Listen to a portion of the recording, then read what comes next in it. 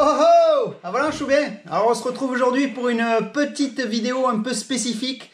On va traiter du sujet c'est quoi l'enduro? C'est un sujet que je n'ai jamais traité au cours de mes anciennes vidéos, depuis 2008 que je fais des vidéos. Donc voilà, je vais vous expliquer un petit peu comment moi je vois l'enduro. Si vous le voyez autrement, n'hésitez pas à le mettre en commentaire, ou même si j'oublie des aspects de l'enduro, parce qu'on va essayer d'aborder voilà, tout ce qui fait un peu tout ce qu'il y a autour de l'enduro aussi. Voilà, donc si j'oublie des sujets, n'hésitez pas à le mettre en commentaire. Et puis voilà, on va essayer de faire le tour de la question et de passer un bon moment. Allez, c'est parti! Alors, c'est quoi l'enduro? L'enduro, déjà, c'est une moto tout-terrain homologuée. J'entends par homologuée avec carte grise, assurance, permis, plaque d'immatriculation, feu de stop, phare et tout ce qu'il faut pour avoir une homologation, et aussi des pneus homologués enduro qui ne détruisent pas trop la nature.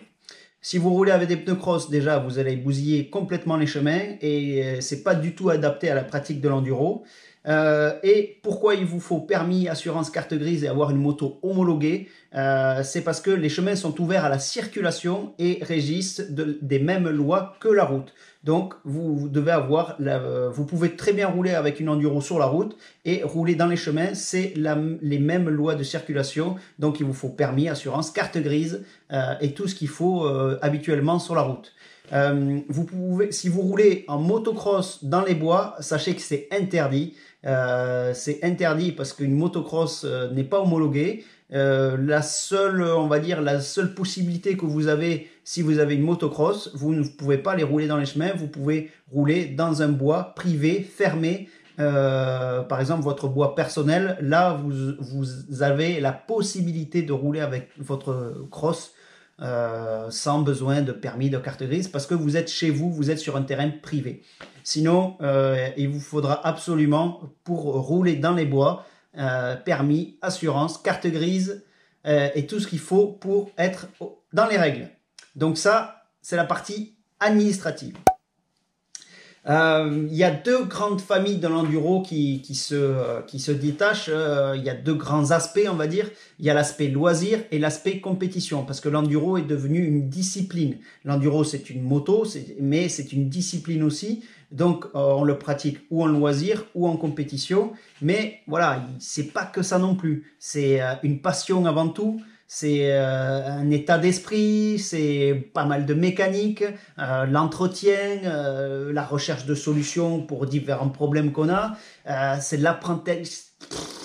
l'apprentissage des techniques de base. Et voilà, c'est de la préparation physique, de la répétition, de la recherche de partenaires. Par exemple, si on fait de la compétition, c'est des bonnes tranches de rigolade avec les copains. Quand il y en a un qui se prend une gamelle ou qui n'arrive pas à monter, voilà, on se tire entre copains dans une montée parce qu'on n'arrive pas à monter, ça fait des souvenirs énormes. Et voilà, c'est tous ces aspects un peu de la pratique qui font que c'est un peu spécifique. Il y a des chutes, il y a des blessures, il y a plein de choses qui rentrent dans l'aspect de l'enduro. Mais voilà, il y a quand même deux grandes familles qui sont loisirs et compétition. Mais pour moi, avant tout, c'est une passion. Donc, pour pratiquer l'enduro en loisir, comme je vous ai expliqué tout à l'heure, il faut une moto homologuée, on ne va pas revenir dessus. Et on pratique souvent ça entre copains. Voilà, on se fait des potes à la moto, on va souvent pas rouler tout seul, parce que voilà, c'est vite lassant. On se fait plaisir quand même à rouler dans des beaux chemins, tout ça, mais c'est sympa à plusieurs parce qu'on partage une même passion. Et voilà, on est ensemble à rouler sur les mêmes traces et à regarder comment l'un passe, l'autre passe, et voilà, rouler tous ensemble, c'est quand même plus sympa. Rouler tout seul, c'est aussi dangereux parce que voilà, si on se fait mal, si on chute et que malheureusement on n'est pas en capacité d'appeler les secours, ça peut être malheureusement très très dangereux. Donc faut faire attention à ça aussi quand on roule tout seul. Il faut vraiment prendre ses précautions parce que c'est vraiment très dangereux par rapport à ça. Donc, on pratique voilà, des randonnées en groupe, des randonnées organisées aussi. Ça peut être des randonnées organisées par des motoclubs, choses comme ça. c'est souvent aussi synonyme de bons repas, de bonne bouffe, se faire les trucs entre copains, quoi. Donc c'est lié, voilà, on se fait un dimanche midi, bah, on mange tous ensemble, on va rouler le matin, on fait une bonne bouffe l'après-midi. Voilà, ça peut être sur une journée complète, une demi-journée, ça peut être aussi, on fait des vacances enduro, donc ça peut être 5 jours en Auvergne ou peu importe dans quelle région de France pour aller rouler, ou même à l'étranger, ça peut être aller rouler en enduro au Maroc, en Roumanie, où vous voulez. Donc ça c'est l'aspect plutôt loisir, donc bonne déconnade entre copains, se faire plaisir avant tout, sortir le dimanche, démarrer sa moto et évacuer un peu la pression de la semaine. Donc ça un peu c'est l'aspect loisir. Je réfléchis, j'essaye de voir si j'ai oublié d'autres, on va dire, d'autres aspects du côté loisir. C'est surtout voilà, pour se faire plaisir, essayer de se dépasser, essayer de nouvelles choses, voilà, de nouvelles montées, des pierriers, des choses comme ça. Voilà, on essaye de s'améliorer au fur et à mesure des sorties, tout en rigolant avec les copains. Bien entendu, il y a toujours l'aspect mécanique, l'aspect entretien, parce que quand on chute, on casse des leviers, tout ça. Et voilà, il y a aussi tout ce qui est petites pièces qu'on veut rajouter sur la moto, des choses comme ça. L'enduro va aussi avec mécanique, c'est-à-dire que, comme on parlait, voilà, il y a l'entretien, la mécanique de base, on va dire. Donc il faut faire ses vidanges, il faut faire son filtre à air, et tout ça est un aspect qu'on ne connaît pas forcément quand on commence l'enduro. Voilà, il y a l'aspect mécanique qui est quand même très important. Aujourd'hui, on a quand même des motos beaucoup plus fiables qu'avant, et donc il n'y a pas besoin de trop de bricoler sur sa moto quand on est sur une randonnée, si on a bien préparé sa moto avant, si on a pensé à faire son plein, on a vérifié son niveau d'huile, on a vérifié tous les serrages de toutes les vis. Voilà, on peut partir serein et se dire on a vérifié sa hauteur de liquide de refroidissement, que les freins fonctionnent correctement. Voilà. On a fait un peu le tour de la moto, tout fonctionne bien, il n'y a pas de raison que pendant la sortie, il y ait des soucis. Mais voilà, quand on rentre d'une sortie, il y a le lavage. Donc ça, c'est ce qu'on a vu sur la dernière vidéo. Il y a l'entretien des filtres à air. Donc là, voilà, nettoyer ces filtres à air, bien les graisser pour être sûr de ne pas avaler du tout de poussière. Voilà, il y a tout cet aspect mécanique d'entretien de la moto, la vidange. Voilà, c'est les choses de base qu'il faut savoir faire.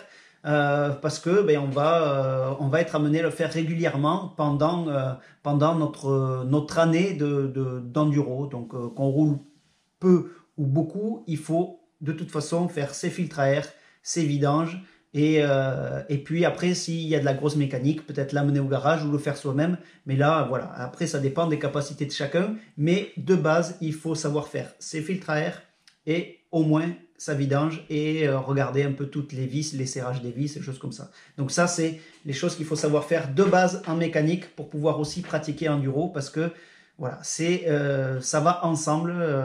On ne connaît pas forcément cet aspect avant, mais il faut savoir faire ces choses-là pour pouvoir pratiquer l'enduro, parce que si vous avez votre filtre à air que vous ne savez pas le faire, vous laissez votre filtre à air comme ça, la moto va plus marcher, vous allez casser le moteur parce que de la poussière est passée. Donc voilà, c'est pour ça qu'il faut savoir faire tout ça pour la partie mécanique. On a fait la partie loisir de l'enduro, et il y a aussi la partie compétition. La partie compétition, ça se fait aussi entre copains, parce qu'on partage, pour moi on partage plein de choses, on se fait de nouveaux amis, on se fait une famille dans l'enduro, voilà, des pilotes qui sont avec nous, qu'on retrouve sur chaque épreuve, et voilà, on se lie d'amitié, on va s'entraîner chez eux, voilà, ça devient comme une petite famille, voilà, on se retrouve tout le temps, chaque année, et c'est hyper intéressant d'avoir cette relation, et voilà, d'expliquer un peu ces journées, voilà, comment ça s'est passé pour toi, pour moi, se tirer la bourre entre nous aussi. Donc ouais, il y a cet aspect aussi entre potes, mais en compétition, qui est sympa aussi. Voilà, on essaye de faire toujours mieux que le copain, et s'améliorer au fur et à mesure aussi. C'est un peu pareil que le loisir, sauf que là, ben, il y a un temps chrono, il n'y a pas que du franchissement, voilà, on se tire la bourre, que ce soit en spécial ou des fois en liaison aussi. Quand on est sur la même ligne, on roule ensemble et ça peut être agréable aussi. Mais voilà, c'est surtout sur les spéciales que ça va se jouer. Donc en compétition, l'enduro, il y a des parties liaison et des parties chronométrées en spécial. Donc la partie liaison, ben, c'est comme quand vous roulez en chemin. Vous avez un temps imparti, donc comme en loisir, vous partez à 11 h et vous devez pointer à midi, par exemple, on va dire au contrôle horaire. Donc ça c'est la base, il faut être régulier, arriver à bien enrouler et ne pas trop être bloqué dans des difficultés pour arriver à pointer à l'heure. Et les parties chronométrées. Les parties chronométrées, ce sont les parties où vous partez seul et vous avez un temps qui va être donné pour votre spécial, c'est-à-dire votre temps. Vous partez dans la spéciale et vous mettez 5 minutes pile à faire la spéciale. Donc ça, c'est votre temps. Celui d'après va mettre 4 minutes 30 et celui d'avant met 6 minutes. Voilà. Vous, votre temps, c'est 5 minutes. Et donc, vous avez mis 5 minutes à faire votre spéciale. Et donc ça, c'est la partie chronométrée qu'on repère souvent avant à pied pour éviter pour essayer de connaître mieux le parcours et d'arriver à bien se lâcher, et aussi pour faire attention à certains endroits qui peuvent être une marche en descente ou des choses comme ça qu'il faut avoir repéré pour éviter de passer par devant. Voilà, faut essayer de repérer un peu les points un peu chauds pour éviter de se faire mal. Donc ça, c'est important aussi. Donc on repère avant les spéciales à pied, donc ça peut être assez long. Souvent c'est la partie la moins rigolo de l'enduro, la partie la moins rigolote.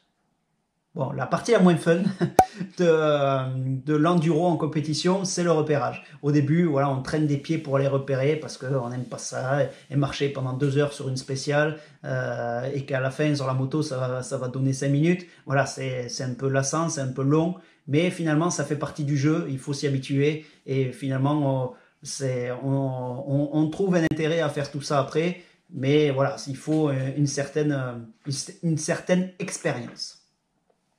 Donc, l'autre aspect dans la liaison, ce que j'ai voulu vous dire, c'est que si vous n'êtes pas tout à fait régulier et que vous avez un peu galéré en liaison, vous avez dû pousser, il y avait des bouchons, vous n'avez pas réussi à pointer à l'heure, le temps de retard que vous aurez au pointage, donc au contrôle horaire, se rajoutera à votre temps de spécial. Donc, si vous avez fait 5 minutes dans votre spécial, mais que vous êtes arrivé 1 minute en retard sur votre pointage, cette minute se rajoutera à votre temps de spécial.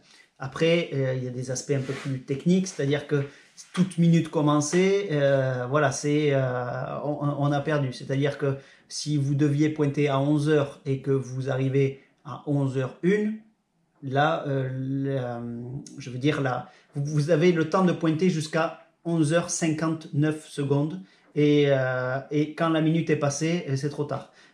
Vous ne prenez pas 10 secondes. Si par exemple vous pointez 10 secondes en retard, donc on va dire 10 secondes de plus que la minute, donc on va dire à 11h01 et 10 secondes, et vous ne prenez pas 10 secondes, vous prenez la minute. Voilà, il n'y a pas de décompte au niveau des secondes, c'est 1 minute par minute. Donc ça, c'est ce qui se rajoute à votre temps de spécial si malheureusement vous pointez en retard. Et au début, effectivement, on ne connaît pas trop, il faut un peu gérer un peu par rapport à ça. Donc on ne sait pas trop si on va être en retard ou en avance. Donc c'est difficile à juger, vous inquiétez pas. Mais surtout, n'essayez pas de rattraper le temps. Donc vous avez pointé à 11h01, comme on a pris l'exemple. Et le CH d'après, vous deviez pointer à midi. Sauf que là, le CH d'après, vous devez pointer à midi 1. Vous devez reporter la pénalité que vous avez prise. Parce que sinon, si vous pointez à midi, ça va faire comme si vous aviez pointé 1 minute en avance par rapport au temps imparti. Parce qu'en fait, l'enduro, voilà, c'est endurance aussi. Donc, il y a un temps imparti dans la liaison qu'il faut absolument respecter. Si vous arrivez avant, vous ne passez pas la cellule, vous mangez, vous ravitaillez et pile dans votre minute, vous passez. Et voilà, c'est comme ça l'aspect compétition. Et si vous, donc ne pas pointer, n'essayez pas de rattraper le temps. Donc vous aviez pointé à midi 1 et sur votre, vous deviez pointer à midi, sauf que comme vous avez pris 1 minute de plus, il faut reporter cette minute de pénalité tout le long de votre parcours. Voilà. Donc jusqu'à la fin, vous reportez cette minute. Et si vous en prenez une de plus, c'est pareil, vous reportez cette minute de pénalité. Donc c'est très très très important de faire attention à ça, de ne pas vouloir rattraper le temps parce que malheureusement ça ne marche pas. Donc en compétition, il vous faudra une licence pour pouvoir participer à une compétition et payer des frais d'inscription sur la compétition. Ça se fait, comme je vous l'ai dit tout à l'heure, entre copains aussi. Il y a plusieurs courses, il y a des, on va dire, il y a des family. Donc ça c'est, on va dire, de l'aspect loisir, avec des fois des motos anciennes ou des choses comme ça. Donc c'est vraiment bien pour pouvoir commencer l'enduro. Après on a l'enduro de ligue, donc les enduros de votre ligue, par exemple de votre région, quoi. Donc ça permet de faire un championnat et souvent il y a 3 catégories. Ligue 3 pour les débutants, Ligue 2 pour l'intermédiaire et Ligue 1 pour les personnes confirmées. Donc, et plus vous montez, plus vous avez de difficultés et plus vous avez d'heures d'enduro aussi. Par exemple, en Ligue 1, en Ligue 3, vous allez commencer peut-être par 4 heures d'enduro et des difficultés assez simples. En Ligue 2, ça va être l'intermédiaire, vous allez peut-être faire 5-6 heures de moto et voilà, vous commencez à avoir un peu plus de difficultés. Et en Ligue 3, vous avez un tour de plus d'habitude. Donc, voilà, il y a plus de motos, il y a peut-être 7-8 heures de moto et toutes les difficultés du parcours, les difficultés les plus techniques. Donc ça, c'est en course de ligue. Vous avez aussi les classiques. Les classiques, par exemple, l'Aveyronnaise classique, le trèfle lozérien, voilà, des courses classiques qui ne comptent pas dans des championnats. Là où il vous faut quand même licence et c'est une compétition, donc licence et les frais d'inscription, mais ça ne compte pas dans un championnat. C'est une compétition, mais hors championnat, donc c'est une classique, c'est une compétition à part, en elle-même, toute seule. Donc là, voilà, c'est des chemins, on va dire, un peu variés, de belles spéciales et beaucoup de monde au niveau des inscriptions parce que ça a vraiment beaucoup de succès, parce que les gens se font plaisir et roulent, on va dire, c'est un peu plus relax qu'un championnat de ligue parce que voilà, vous vous faites plaisir, vous êtes là surtout pour profiter du paysage. Là, on est dans l'aspect, on n'est pas dans le loisir, mais on est quand même dans le côté profiter quand même des beaux aspects de différentes régions et des beaux paysages. Donc là, on se rapproche quand même de l'activité, du loisir, parce qu'on va passer dans les beaux paysages, tout ça, tout en ayant des spéciales pour pouvoir se mesurer aux autres et faire des temps chrono. Donc c'est assez intéressant, c'est un mix des deux qui est vraiment pas mal. Après, vous avez tout ce qui est championnat de France. Donc vous avez le championnat de France d'enduro, qui est, on va dire, au-dessus du championnat de ligue. Le championnat de France d'enduro, il y a 2 catégories, catégorie nationale et catégorie élite. Donc catégorie élite, si vous êtes les meilleurs en enduro, vous passez en catégorie élite. Et voilà, quand vous commencez en championnat de France, vous êtes en national et une fois que vous avez gagné, vous passez en élite.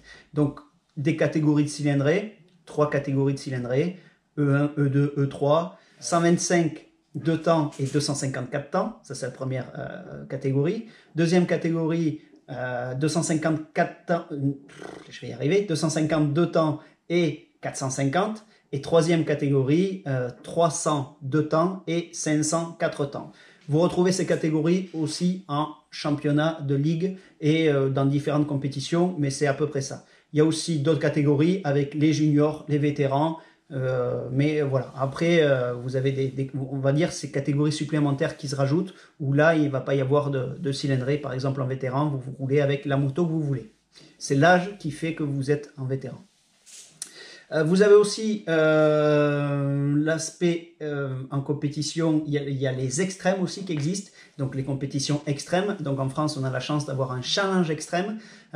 C'est pas tout à fait un championnat de France, c'est un challenge extrême avec plusieurs courses qui sont réunies. Et il y a d'autres courses aussi qui ne font pas partie du challenge. Voilà, donc des courses extrêmes enduro, c'est des courses d'enduro, mais qui sont très dures. C'est-à-dire que vous avez vraiment la partie technique qui prend le pas sur le reste. Là, vous faites quasiment que du technique, du dur, du dur, du dur, des pierriers, des côtes, des descentes, voilà, que les parties hyper difficiles que vous auriez, on va dire, sur un enduro normal, ben, on va dire, vous avez un ou deux passages techniques, alors que sur un enduro extrême, c'est la totalité du parcours, ou la majorité du parcours qui est vraiment difficile, qui est vraiment technique. Donc voilà, ça c'est l'aspect enduro extrême. On pourrait aller plus loin aussi, mais voilà. Et après, vous avez les championnats du monde. Donc, championnat du monde d'enduro, Enduro GP, ça s'appelle.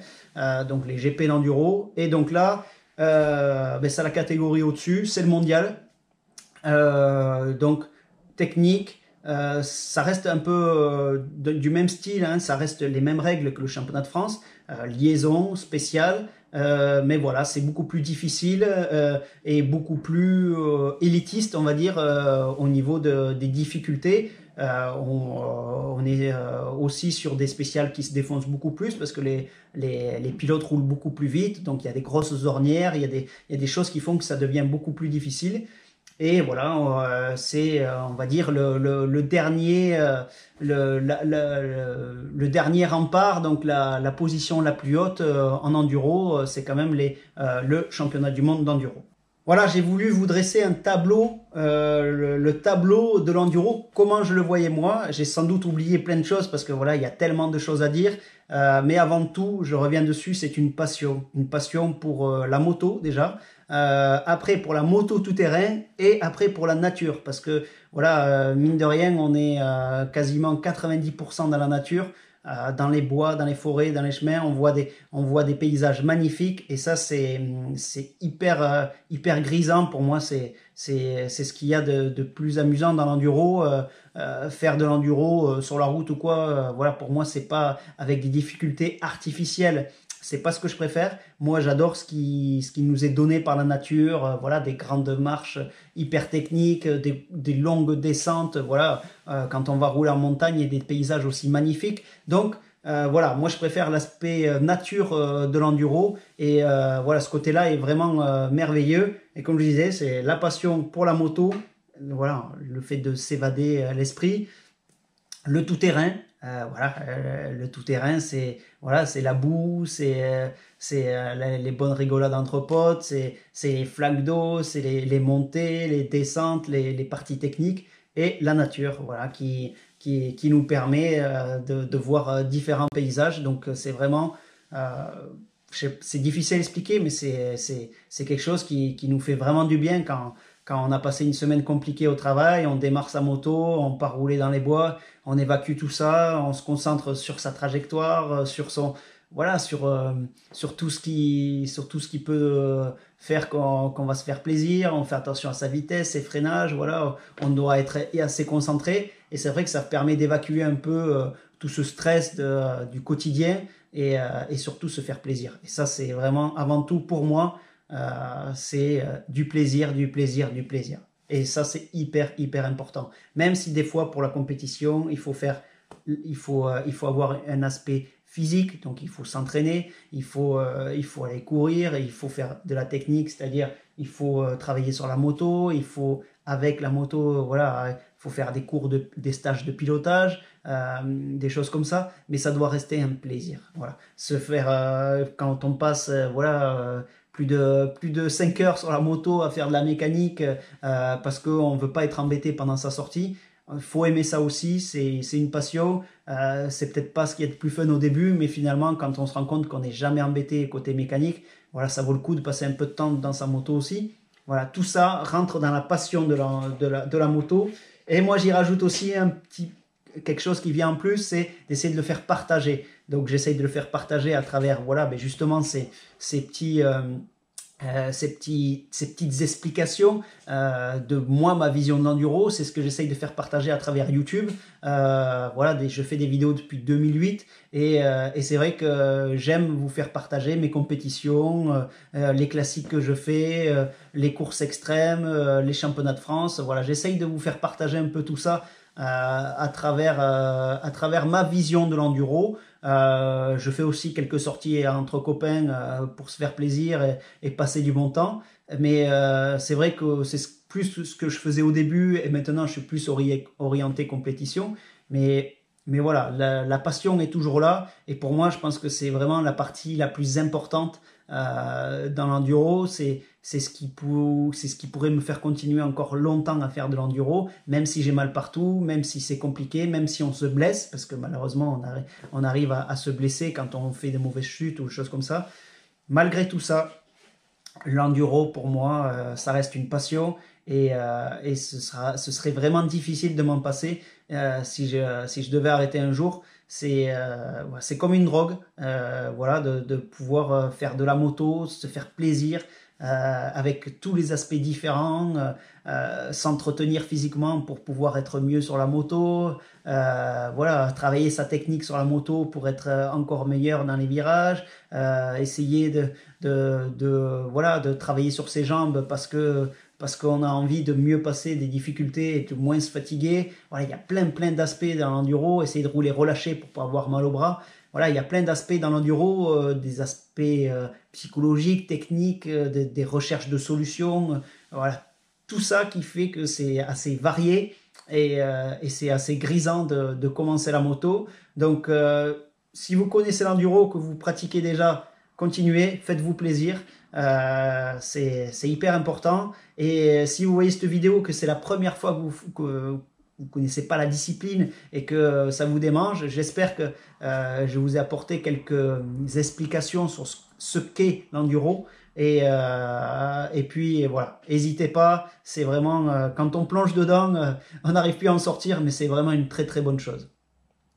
Sur ce, n'hésitez pas à liker et à partager cette vidéo. Laissez-moi des petits commentaires, me dire voilà ce que j'ai oublié, parce que j'ai forcément oublié des choses. Votre vision de l'enduro à vous. Donc voilà, vous pouvez m'expliquer aussi comment vous voyez l'enduro, parce que je suis pas là pour apprendre des choses à tout le monde. Je suis là juste pour expliquer comment moi je vois l'enduro, et chacun peut avoir une vision différente. Donc voilà, n'hésitez pas à me mettre en commentaire tout ça. Les réseaux sociaux, ils vont vous afficher juste au-dessus, normalement. Là. Donc n'hésitez pas à me suivre, Facebook, Instagram, Snapchat, Twitter, YouTube. Abonnez-vous à ma chaîne YouTube. Ça permet de continuer à faire des choses. N'hésitez pas à mettre des commentaires, liker. On se retrouve la semaine prochaine pour une prochaine vidéo. Et puis en attendant, la bise au chat!